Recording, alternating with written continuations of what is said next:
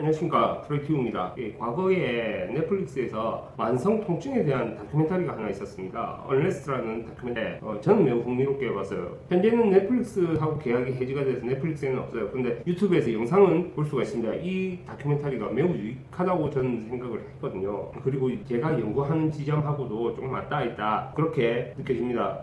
영상 자체는 유튜브에 있기 때문에 볼 수가 있습니다. 아래 링크 첨부해 드리겠습니다. 그런데 자막이 없어요. 그래서 그 내용에 대해서 계획적으로 이 영상을 통해서 여러분들에게 좀 말씀을 드리고자 해요. 그리고 이것은 제가 느꼈을 때는 현대에 등장한 히스테리다, 이렇게 얘기해도 될 것 같아요. 만성 통증에 시달린다는 건요, 이유 없이 자꾸 어딘가 아픈 거예요. 이게 정말 끔찍합니다. 이유도 모르고요, 낫지도 않으니까 어떻게 손 쓸 도리도 없는 거예요. 처음에 이 다큐멘터리를 보면 하버드 대학을 졸업한 씩씩한 여성이 있어요. 정말 뛰어난 인재죠. 그런데 어느 날 열이 40도까지 올라갑니다. 이유를 알 수 없었어요. 왜 열이 올라가는지. 갑자기 이렇게 확 올라가는 거예요. 그런데 이 질환이 나았단 말이에요. 열이 다시 내려갔는데 예전처럼 활동을 할 수가 없는 겁니다. 이런 질환에 시달리게 되면 우리는 정말 두려울 거예요. 대체 어떻게 이렇게 되는지 알 수가 없거든요. 의학적으로 이유도 알 수 없고, 이때 면역력도 같이 떨어져 버려요. 그리고 이 질환이 막 열이 올라가고 하잖아요. 그럼 이 상태에 빠지면 몸도 잘 안 움직이고 생각도 잘 안 나요. 자극에도 엄청 예민해집니다. 그래서 때로는 이 CRPS처럼 엄청 고통에 시달리는 경우도 있어요. 이렇게 몸이 아프면 여러 의사들, 유명한 사람들 막 찾아다녀 보죠. 원인이 뭔지 찾으려고 애를 쓰는 거예요. 그런데 이런 질환은 대부분 의학적으로 규명이 되어 있지 않습니다. 이 사람은 나중에 히스테리라는 진단명을 얻어요. 이 히스테리라는 진단명이 오래전에 받았던 트라우마로 병이 발병했다고 받아들인 거예요.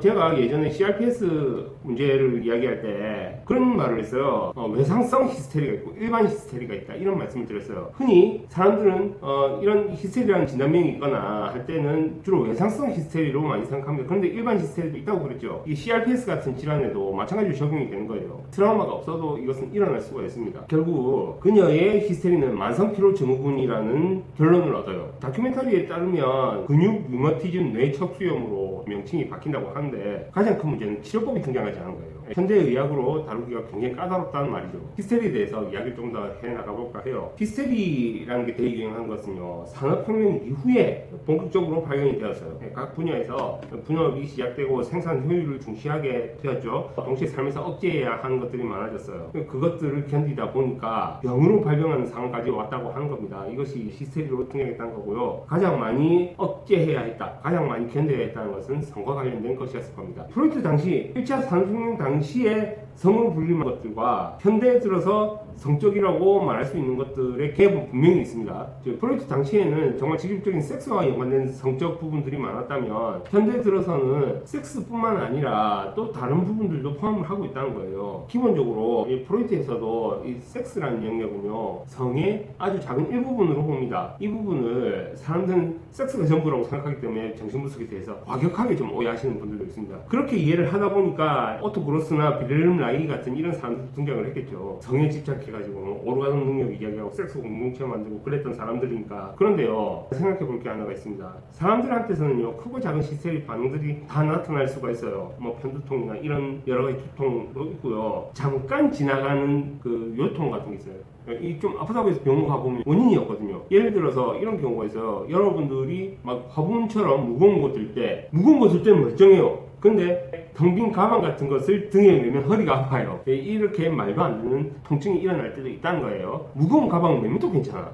가벼운 가방을 메면 또 허리가 아파. 그러니까 이게 진짜 아픈 건지 아닌지 자기 스스로도 느끼기에 완전 긴가민가 하는 거죠. 이런 식의 통증이 생기면요, 아픈 것 같은데 원인이 없어요. 해부학적으로도 어울리지 않으니까 병원에서도 이렇다 말해줄 게 없는 거예요. 현대에 꽤 문제가 되고 있는 그 CRPS 역시 마찬가지겠죠. 게다가 이렇게 등장하는 통증이 있는데, 이때는 약을 먹어도 듣지가 않아요. 통증을 일으키는 정신작용이 있으면요, 약이 일으키는 정신작용도 있는 거예요. 통증이 일으키는 작용하고 약물이 일으키는 정신작용이 좀 맞아야 통증이 사라질 수가 있는데, 이게 사라지지 않는 겁니다. 서로 정신작용 간에 효율이 떨어지게 된다면 약효도 전혀 듣지가 않겠죠. 만성피로 증후군이라는 병에 시달려도요, 약물이 통증에 관여할 수 없었던 이유는 증상을 일으키는 정신작용에 약물이 관여할 수가 없었기 때문이에요. 제1차 산업혁명 당시에 히스테리가 대유행을 했죠. 그런데 그것을 의학에서 막지를 못했어요. 왜 못 막았을까요? 그 당시에 처방될 수 있던 약은 아편하고 아펜팅크입니다. 아펜팅크는 로도넘이라는 이름으로 불렸고요. 그럼 이 아편이 일으킨 정신작용이 있잖아요. 히스테리 발작이 일어나잖아요. 그럼 여기서 정신작용이 일어났단 말이에요.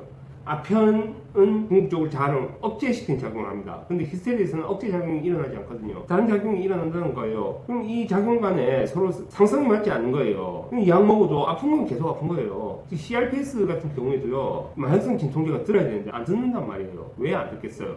그 히스테리 통증을 일으키는 정신작용이랑 이 마약성 진통제가 대부분 다 억제 계열이거든요. 이게 안 맞는다는 겁니다. 특히나 항우울제 역시 억제 계열이거든요. 따라서 이 히스테리 작용이랑 이 억제 작용이 서로 안 맞는 거예요. 의사 입장에서는 이것이 효과적이라고 처방을 했지만 정신작용은 다 다른 거예요. 제가 지금 조금 생각이 나는데, 얼마 전에 그 우리나라에도 그 케타민이 우울증에 처방되는 약으로 나왔죠. 케타민이 일으킨 작용은 억제 작용이 아닙니다. 그래서 그 CRPS에 시달리는 분들한테 이제 케타민 처방하거든요. 근데 그 되게 비싸대요. 약효도 갈수록 떨어지고요. 이 케타민 처방을 했는데 낫지 않는단 말이에요. 안 나오니까 계속 이 케타민에 의존할 수밖에 없는 거예요. 그리고 치료 저항성 우울증이라고 진단되는 게 있대요. 여기에도 케타민이 듣는다는 말입니다.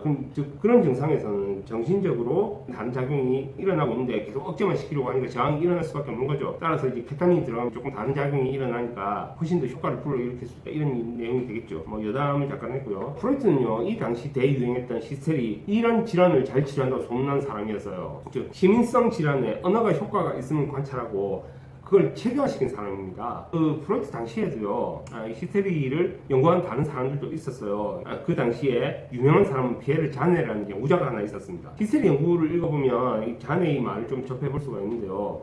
프로이트는 이 자네가 주장하는 것도 경험적인 태도를 통해서 자네를 비판해요. 자네 같은 경우에는 히스테리가 일어나는 게 정신의 통합 능력이 떨어져서 그렇다라는 이야기까지 해요. 뭐 좀 덜 떨어져서 병 걸렸다 그런 거죠. 그런데 프로이트는 그 에미 부인 사례를 통해서 이 자네의 말을 굉장히 반박을 합니다. 덜 떨어진 거 아니다. 갈등 때문에 그런 거다. 그렇게 이야기를 하죠. 정신작용의 구분에 대해서 앞에서 잠깐 이야기를 했어요. 만성피로 증후군과 같은 히스테리, 즉 전환장애죠. 전환장애는 정신에 그 이유가 있다고 봐야 되는 거예요. 생활에서 아무 문제가 없다고 생각될 수도 있는데요. 그 와중에도 이제 개인적 갈등이 있고 자체적으로 리비도 처리를 하려고 애를 쓰기 때문입니다.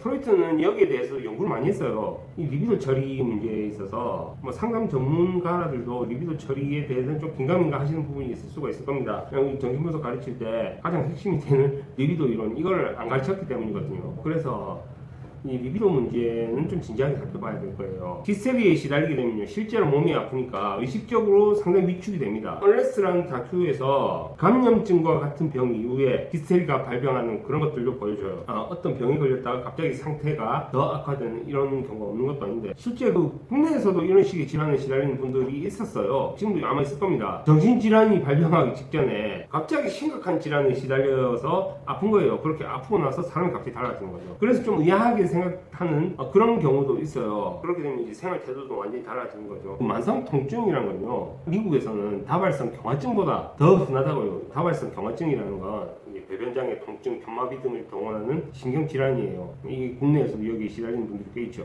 제가 봤을 때 다발성 경화증이나 만성 통증이나 이 둘 다요, 같은 정신작용을 일으키고 있을 겁니다. 그 다발성 경화증의 경우에는 드러나는 양상들 중에서 비교적 뚜렷한 것들을 하나의 군으로 묶어놓은 거라고 여겨져요. 그러면 여기서 그런 생각을 해보실 수가 있어요. 이런 질환에 펜타닐 같은 약물이 효과를 일으킬 수 있을 것 같다, 이런 생각을 할 수가 있을 겁니다. 펜타닐을 쓰는 게 더 큰 문제가 됩니다. 이게 저는 억제제라고 여겨지진 않아요. 각성 계열에서 발생하는 것 같은데, 제가 여기에 대해서는 아직 연구가 좀 부족해서 좀 추측으로 말씀드릴 수밖에 없을 것 같아요. 정신작용 간에 어떤 문제를 하나 이야기를 한다면요, 프로이트의 치명적인 실수를 하나 이야기를 해야 될 것 같아요.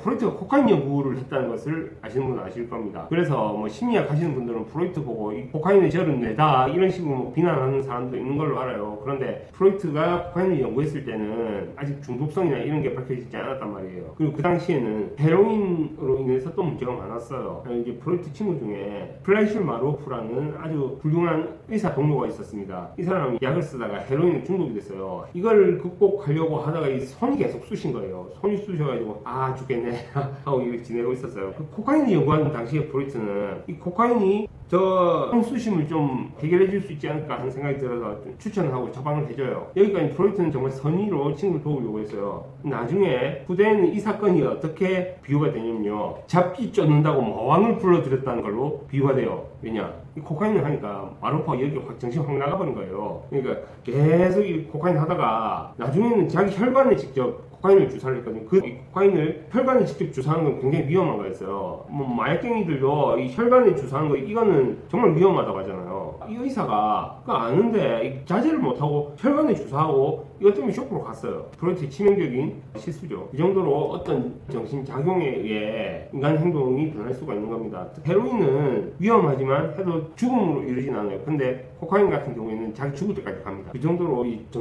약물이 일으킨 정신작용이 굉장히 강렬할수록 행동에도 영향력을 많이 준다는 거예요. 자, 펜타닐을 하다가 정신작용의 그 영향력을 설명하기 위해서 프로이트 1화를 이야기를 했는데요. 펜타닐 이야기로 다시 돌아가죠. 펜타닐이 여러 가지 문제를 많이 일으켰는데 중독 문제죠. 그런데 이 펜타닐 같은 경우에는 암 환자한테도 중독성을 불러일으키는 것 같아요. 온라인상에서 영상 같은 거 검색을 좀 해보시면요, 암 사기인가 그런데 이 펜타닐에 중독되었다고 이야기하는 영상들이 있어요. 그런데 마약성 진통제는요, 암성 통증과 같이 지속적 통증이 불러일으켜지는 경우에는 중독이 일어나지 않는다고 연구가 돼서 이게 2008년도 연구예요. 그런데 펜타닐은 예외를 만들었다는 겁니다. 그 상태에서도 중독을 일으킨다고요. 그렇다면 이 펜타닐이 불러일으키는 정신작용은 억제가 아니라는 말입니다. 제가 이 부분에 대해서 관심 좀 가지고는 있어요. 하지만 직접적인 약물 연구가 아니라 중독 행동 연구를 통해 저는 접근을 하는 것이기 때문에 이야기에서 하는 연구하고는 조금 다를 거예요. 만성 통증에 대한 정신 분석 연구는요, 저도 그렇게 만족하지 않았습니다. 실제 통증이 심각하면 의사 찾지 정신 분석가 찾겠습니까? 하지만